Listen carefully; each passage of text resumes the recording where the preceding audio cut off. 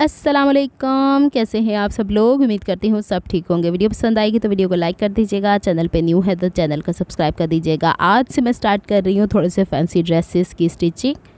लेकिन जब भी मैं कोई नया ड्रेस स्टिच करने जाती हूँ ना, तो पहले तो मैं जो धागा पहले मशीन पर चढ़ा हुआ होता है उसको मैं उसी नलकी के ऊपर फिरकी को खाली करती हूँ।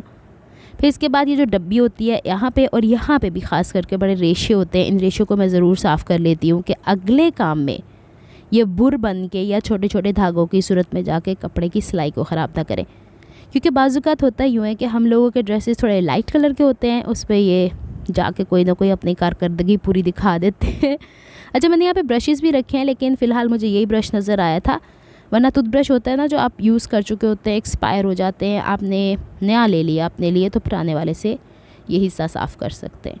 तो चलें जी, मैंने यहाँ पे मशीन भी साफ़ कर ली थी, फिर मैंने धागा भी लगा लिया था। आते हैं जी ट्राउज़र सिलाई की तरफ, जो एक अर्सा पहले मैंने काट के रखा था, जिसके बैक पे मैंने फ्यूजिंग भी लगाई थी।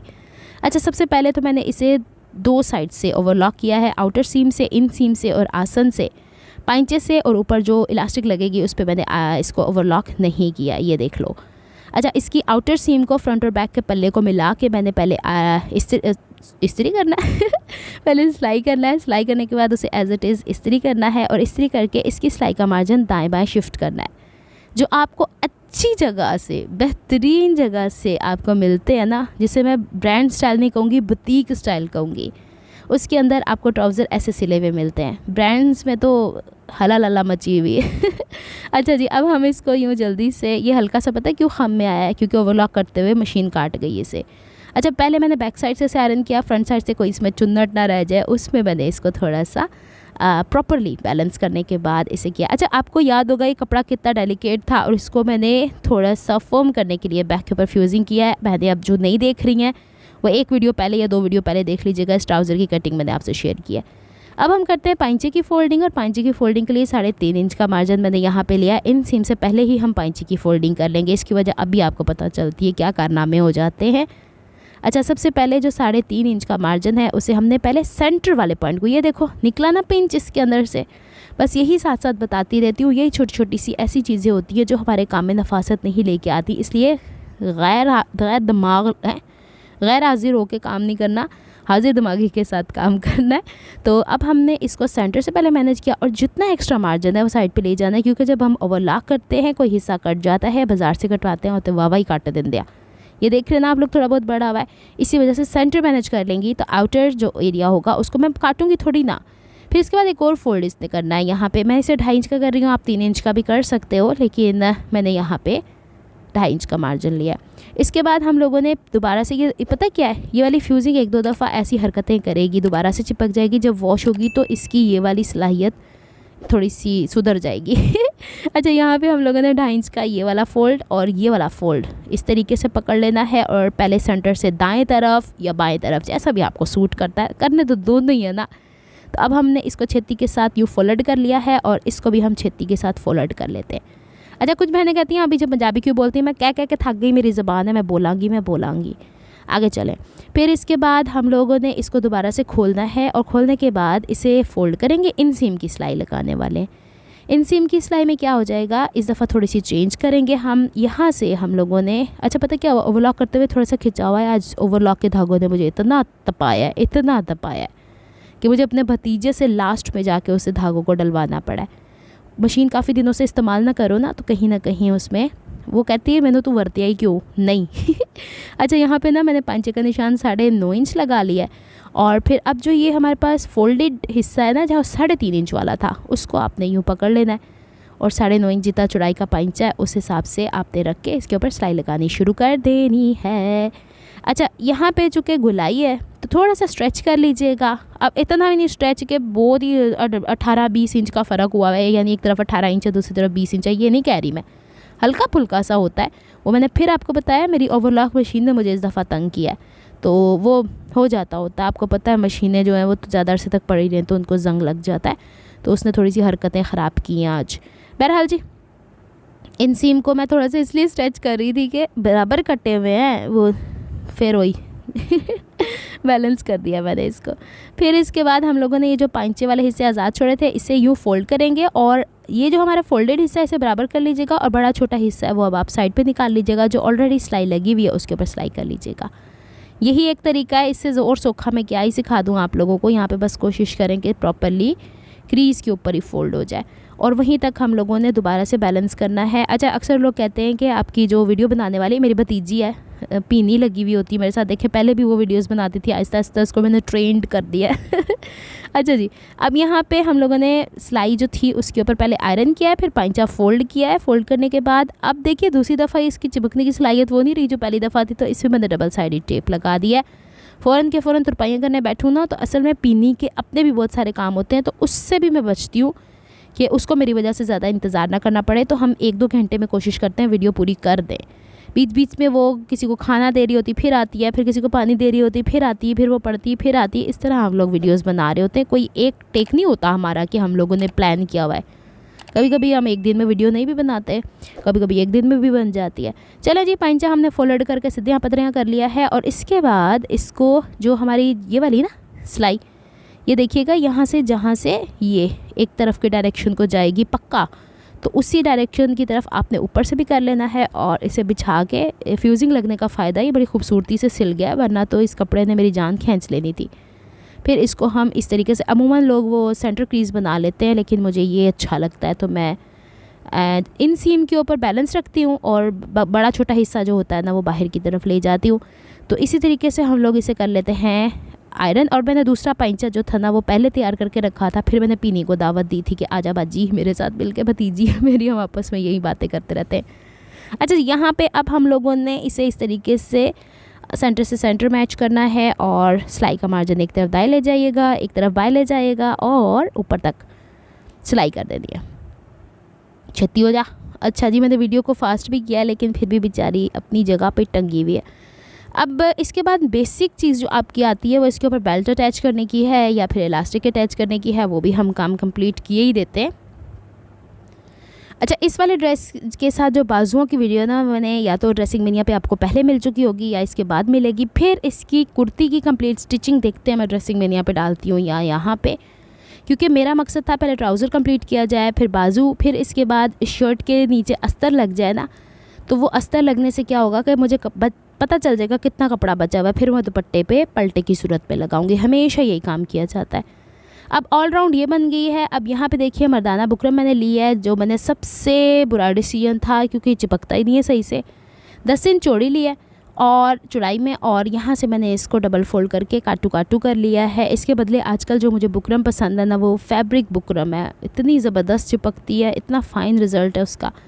जितनी चौड़ी मेरी इलास्टिक है उस हिसाब से ऊंची, अब चौड़ाई तो वो थी ना, ये ऊंचाई हो गई, उतनी ऊंचाई पे मैंने ये बुकरम रख के इसे चीर लिया। ये आराम से फट जाता है इस तरीके से।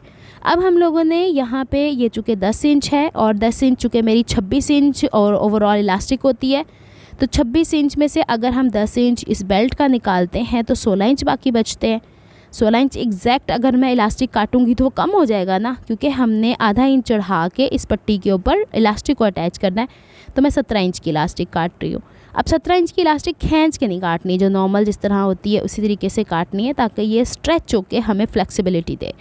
तो ये हो जाता है। फिर इसके बाद चलो जी इलास्टिक पर यहाँ लाइए। फिर मैंने 2.5 इंच का निशान जो रखा हुआ होता है उसे सेंटर पे और साइड्स के ऊपर लगाया है निशान फ्रंट की तरफ, और इस वाले बुकरम को सेंटर करने के बाद मैंने इसके नीचे यहाँ रख के बड़ी मुश्किल से आखिर में थक के मैंने डबल साइड टेप इसके नीचे लगाई कि अल्लाह दा वास्ता है तो चिपक जा। तो ये फ्यूजिंग चिपकाना मुझे थोड़ा सा टफ लग रहा था, इसलिए मैंने इसके बैक के ऊपर डबल साइडेड टेप लगाई है कि ये कहीं फिक्स हो जाए। शायद इसकी वजह ये भी थी कि नीचे जो हम लोगों ने कपड़े वाली फ्यूजिंग लगाई है, नेट वाली फ्यूजिंग, वो इसको रजिस्ट कर रही थी।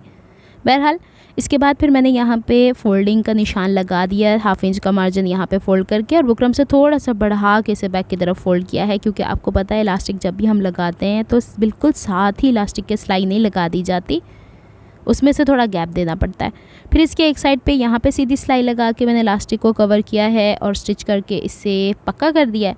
और सेम इसी तरीके से दूसरी साइड के ऊपर, बस ध्यान ये रखना है कि इलास्टिक के अंदर ट्विस्ट ना आए, अगर वो आएगा तो फिर मुश्किल हो जाएगा। अव्वल तो है ही कितनी जो उसमें ट्विस्ट आएगा।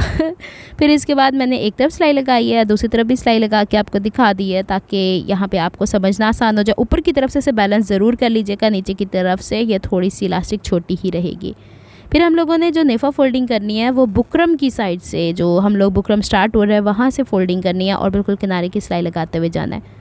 यहाँ पे 2 फ़ायदे हो गए, या जो हम लोगों ने कपड़े पे फ्यूजिंग लगाई है, एक तो इसको थोड़ी सी स्टेबिलिटी मिल गई कपड़े को, दूसरा बेल्ट थोड़ी सी इसकी स्टेबल ही रह जाएगी, ज़्यादा मुड़ेगी नहीं। यहाँ तक हम लोगों ने सीधी सिलाई लगा दी थी। फिर इसके बाद इलास्टिक को खींचते चले जाना है और सिलाई करते चले जाना है। अब हम लोगों ने जो पहला मार्जिन आपको बताया था कि बेल्ट से थोड़ी दूरी पे इसे फ़ोल्ड किया है नेफ़े को, यहाँ पे उसका फ़ायदा हो गया कि इलास्टिक एटलीस्ट बहुत ज़्यादा ऐसा नहीं होगा कि बिल्कुल ही सिलाई के साथ साथ ही है, तो फिर मुश्किल हो जाती है। बस यहाँ पे ये ध्यान रखना है कि जो साइड की सिलाई थी हमारे पास, उसमें अगर कोई किनारे पे किनारा आना चाहिए और जो चुन्नट आई, जैसे कि इस केस में आई, तो मैंने चुन्नट यहाँ पे कवर कर दिया। यहाँ तक कि हमारा एक हिस्सा हो जाता है। अब यहाँ पे मेन चीज़ आती है कि चूँकि इसके ऊपर बुकरम लगी हुई है तो इतना फ्लेक्सिबल कपड़ा नहीं होता, इसमें थोड़ी सी रेजिस्टेंस आती ही आती है, थोड़ी सख्ती आती ही आती है। तो उसको बैलेंस करने के लिए मैंने यहाँ पे इलास्टिक खींचती चली गई हूँ और उतना ही मार्जिन मैंने फोल्डिंग में रखा है जितना मार्जिन मैं शुरू में रखती आई हूँ। एक चीज़ का आप यहाँ पे नोटिस कीजिएगा कि कपड़ा सीधे का सीधा, ये बेशक रेब के ऊपर है, कपड़े में जहाँ सिलवट आएगी, यानी ऐसा होता है ना। अच्छा, पहले मैं इसका भी मार्जिन दाएँ बाएँ शिफ्ट कर लूँ ज़रा, ताकि बीच में जब मैं इसे फ़ोल्ड करूँ तो गुच्छा मुच्छा ना हो। अच्छा, यहाँ पे देखिए ना, आपकी ये एक्स्ट्रा मार्जिन है, इसे मैंने यहीं पे बैलेंस करने की कोशिश की। इसे मैं अगर आगे खींच के लेके जाऊँगी ना, तो इसका डिसएडवांटेज यहाँ पे ये हो जाएगा कि उतना इलास्टिक का मार्जिन खींच के दूसरी तरफ आएगा। ये मैंने पिन पॉइंट रखी हुई अपने पास, जैसे ऑल था। आप छोटी सी पिन दूसरी भी इस्तेमाल कर सकती हैं, कैंची की नोक इस्तेमाल कर सकती हैं, छोटी छोटी चुन्नटें दे दें या फिर छोटे छोटे प्लीट्स दे दें, लेकिन वहीं के वहीं कवर करें, आगे की तरफ मत लेकर आइएगा, तो फिर वो वाला हिस्सा नहीं रहता कि ट्राउज़र एक तरफ को खिंचता जा रहा है या फिर परेशानी आ रही है। ये मैंने आपको पूरा इसीलिए इलास्टिक बैंड को लगा के दिखा दिया, आपको समझने में आसानी हो। कि बाजुकात कह सकता है कोई कि फ्यूजिंग इस्तेमाल करने के बाद के अलहदा से बेल्ट लगाना चाहिए था, वो भी लगा सकते हैं, किसी चीज़ में कोई भी पाबंदी नहीं है, लेकिन इसको भी फोल्ड किया जा सकता है। आपके सामने मैंने भी वक्ता पैदा ही पिया ना। अच्छा, जल्दी से देखें ना, इसको खींचती हूँ तो आगे की तरफ बढ़ाने से बेहतर मैं यही ना चुन्नटें डाल दूँ। तो यही एक ट्रिक है इसको बैलेंस करने की। हो जा सिम सिम, हो गई ये सिलाई। अब इसको हम कवर करते हैं और फ्रंट की तरफ ला के इसे हम वाइंड अप करने की कोशिश करते हैं। यही छोटी छोटी सी टिप्स हैं जिसे आप फॉलो करेंगी तो आपके काम में भी वैसे ही नफासत आती है, जैसे आप ब्रांड्स पे देखती हैं। हाय रब्बा, छत्ती हो जा कंप्लीट। ये वीडियोस बाजू का इतनी लंबी हो जाती हैं कि वॉइस ओवर करते करते मैं पूरी हो जाती हूँ। फिर मैंने कहती हैं आप इतने लंबे अरसे के बाद वीडियोस डालती हैं, फिर हम आपका इंतज़ार कर रहे होते हैं। अच्छा जी, अब हम इसको यूं जल्दी के साथ करते हैं। अच्छा, कुछ बहनें ये भी कहती हैं आपकी ड्रेस डिज़ाइनिंग बड़ी सिंपल सी होती है, कोई लेसें वैसे लगा के कपड़ों को बेचा करें। तो मेरी लेसों की कीमतें कभी आपने देखी हैं कहाँ तक पहुँचती हैं? उतनी कीमत कोई भी नहीं अदा कर पाता। बहनें कहती हैं फिर महंगा हो जाता है। तो मैं वही ड्रेसेस सेल करती हूँ जो कि किसी के वारे भी आ जाए। अब आगे चलते हैं, इस इलास्टिक को थोड़ा सा सीधियाँ पदरियाँ कर लेंगे और सीधियाँ पदरियाँ करने के बाद मशीन का बखिया हम लोगों ने यहाँ पे बड़ा कर लेना है। और बड़ा करने के बाद हम लोगों ने इलास्टिक के एक साइड से सिलाई लगाते चले जाना है इस तरीके से, और थोड़ा सा इसको खींचना है और फिर सिलाई लगाते जाना है। ये तो वही रूल है जो कि नॉर्मल ट्राउज़र्स का होता है। अभी मैं आपको इसकी कंप्लीट लुक दिखा देती हूँ, फिर आपको समझ में आ जाएगी कि इस तरह के फैंसी डेलिकेट कपड़ों को भी हम आराम से सीखते हैं। अच्छा, ये वाली फ्यूजिंग का मैंने काफ़ी ज़्यादा दफ़ा बताया है। तो जो आपके बनारसी ट्राउज़र्स होते हैं जिसके नीचे आपने ख़ास करके अस्तर लगा कर स्टिच करना होता है, या फिर रॉ सिल्क, जैसे मैं रॉ सिल्क के ट्राउज़र ऐसे नहीं सीती, उसके नीचे मैं अस्तर लगाती हूँ। तो उसके नीचे अगर आपको लगे तो ये वाली फ्यूजिंग लगा लें, तो मेरे ख्याल में ज़्यादा कंफर्टेबल है। एक तरह का अस्तर हो गया, स्टेबिलिटी की स्टेबिलिटी होगी, क्योंकि फिर अस्तर अलहदा से काटो खेड़ दे रहो। अच्छा, यहाँ पे हो गई ये 35 से 35.5 से 36 इंचज़ लॉन्ग तक। ये फ्रंट आसन देख लीजिएगा, और यहाँ से हाई एंड लो वेस्ट देख लें, और फिर सामने की तरफ बेल्ट है, ये भी मैंने आपको भी बता दिया सारा, वही सब कुछ है। इलास्टिक भी देख लें, और फिर देख लो इसके पांचे भी दिखा देती हूँ। मिलती हूँ मैं आपसे नेक्स्ट व्लॉग में। अपना बहुत ख्याल रखिएगा, मुझे दुआ में याद रखिएगा। अंदरों भी देख लो वो जी सफाई। अब वॉइस ओवर करते हुए मेरा गला भी ख़राब हो गया। मिलते हैं नेक्स्ट व्लॉग में। अपना बहुत ख्याल रखिएगा, मुझे दुआ में याद रखिएगा। रब रख